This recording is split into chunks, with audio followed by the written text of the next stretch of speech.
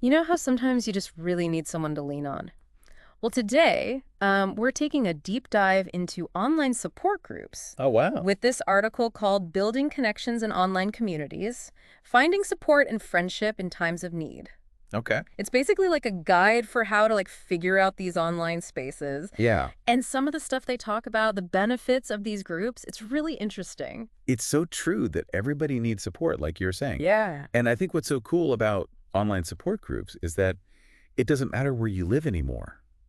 You know, Right. you can find your people anywhere, like across the world. Exactly. It's like the internet is just connecting everybody now. So Yeah. the article goes into some specific groups and honestly, I was blown away by how many different kinds there are. Really? Yeah. Yeah. Like first off, we've got these big mental health organizations, Okay. Mental Health America, that's MHA, and then the National Alliance on Mental Illness, which is NAMI. Yeah, I've heard of those. I think most people have. And they both have forums and all kinds of resources online. And then you've also got like Reddit. Oh, yeah. I mean, they have so many different communities there. So, yeah. like, if you're struggling with anxiety, you can go to anxiety or depression. Yeah, those are huge. When people are just sharing their stories and helping each other out, And the way Reddit's set up with that upvote, downvote thing, Right. it actually helps figure out what advice is actually good advice. Right. Like a filter. Yeah. Exactly. Then there's the Trevor Project, which is specifically for LGBTQ plus youth, Mm-hmm. which is so important. Very important. Yeah, and Parents Anonymous, which has those groups that are led by other parents. Oh, it's nice. So it's like support from people who really get it. Yes.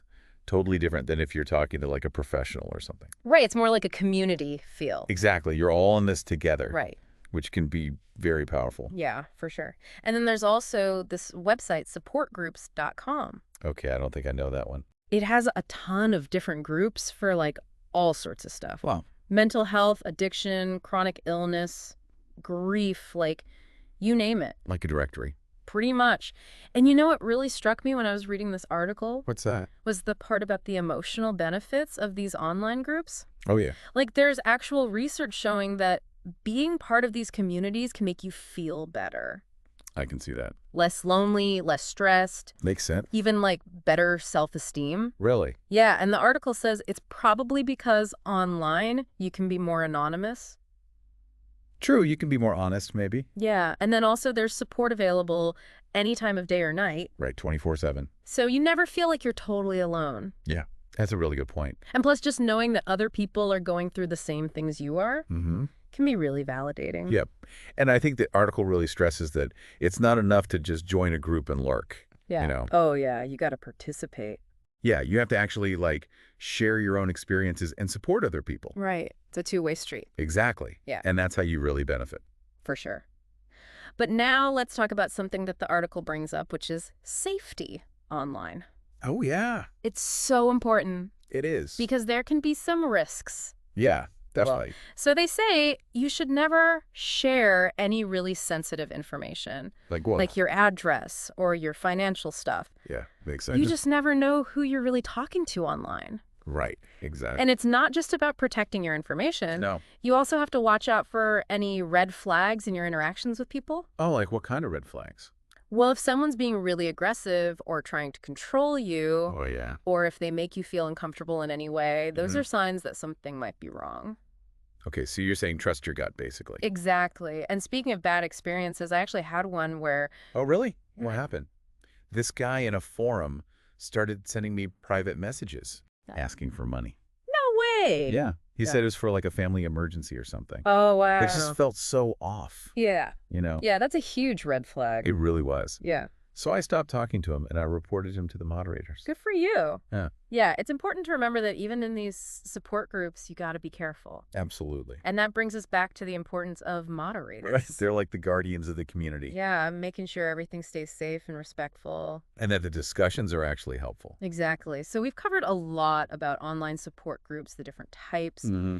how to stay safe. Yeah. But this article goes deeper than that. Deeper how? It talks about how these groups can actually help you learn and grow as a person.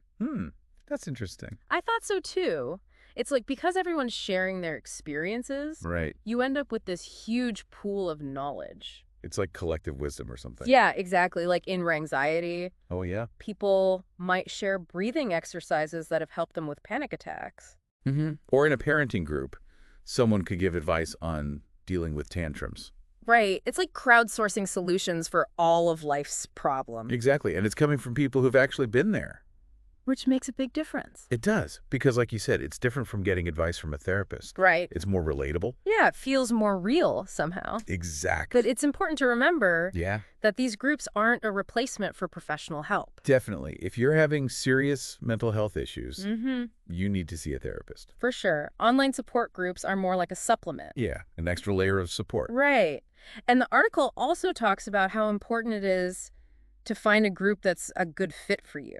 Oh, yeah. Like some groups might be religious or focused on certain identities. Right. You want to find a place where you feel comfortable being yourself. Totally. Yeah.